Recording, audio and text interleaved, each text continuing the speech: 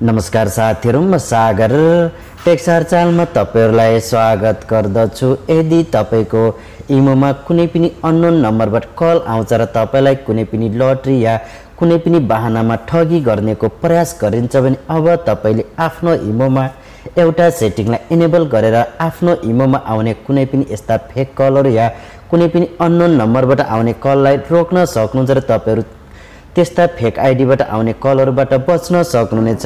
आज तपाईहरुलाई कसरी आफ्नो इमोमा यो सेटिङलाई इनेबल गर्ने र तपाईहरु कसरी आफ्नो इमोमा आउने फेक कलबाट बच्न सक्नुहुन्छ भन्ने बारेमा यो भिडियोको माध्यमबाट जानकारी गराउँदै छु। आउनुहोस् साथीहरु, कसरी यो सेटिङलाई इनेबल गर्ने त भन्ने बारेमा यो भिडियोको माध्यमबाट जानौं। आउनुहोस् सुरु गरौं।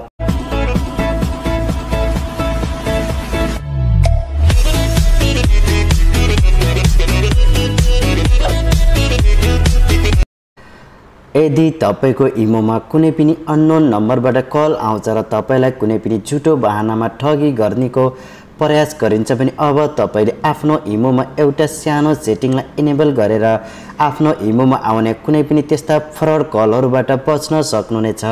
त्यसको लागि तपाईहरु आफ्नो इमोलाई ओपन गर्नुहोस्। इमो ओपन गरिसकेपछि अब तपाईले साइटमा दिएको एक्सप्लोर अप्सनमा क्लिक गर्नुहोस् र अब तपाईले तल दिएको मोर सेटिङमा क्लिक गर्नुहोस् र अब तपाईहरुले यहाँनिर आफ्नो इमोको सेटिङ देख्न सक्नुहुन्छ र तल दिएको सेटिङको अप्सनमा क्लिक गर्नुहोस् र अब तपाईले यहाँनिर देख्न सक्नुहुन्छ तपाईको इमोको यहाँनिर कुछ सेटिङहरु देखाइनेछ र अब तपाईले आफ्नो इमोमा आउने कुनै पनि त्यस्ता फ्रड कललाई रोक्नको लागि तल दिएको प्राइभेसी सेटिङमा क्लिक गर्नुहोस् र अब तपाईले यहाँनिर तपाईको प्राइभेसी सम्बन्धी कुछ सेटिङहरु देखाइनेछ र अब तपाईले यहाँनिर देख्न सक्नुहुन्छ तपाईलाई एउटा कल्सको अप्सन पाउनुहुन्छ जुन तपाईले हेर्न सक्नुहुन्छ र यदि तपाईको इमोमा कल्सको अप्सन छैन भने तपाईहरुले आफ्नो इमोलाई अपडेट गर्नुहोस्। अपडेट गरिसकेपछि तपाईको इमोमा यो अप्सन आउनेछ जुन तपाईले यहाँनिर हेर्न सक्नुहुन्छ। कल्समा यहाँनिर एभ्रीवन रहेको छ। यदि तपाईको इमोमा एभ्रीवन सेटिङ छ भने तपाईको इमोमा कुनै पनि व्यक्तिले कल गर्न सक्दछ र तपाईको इमोमा त्यस्ता कुनै पनि फ्रड कलहरु आउन सक्दछन्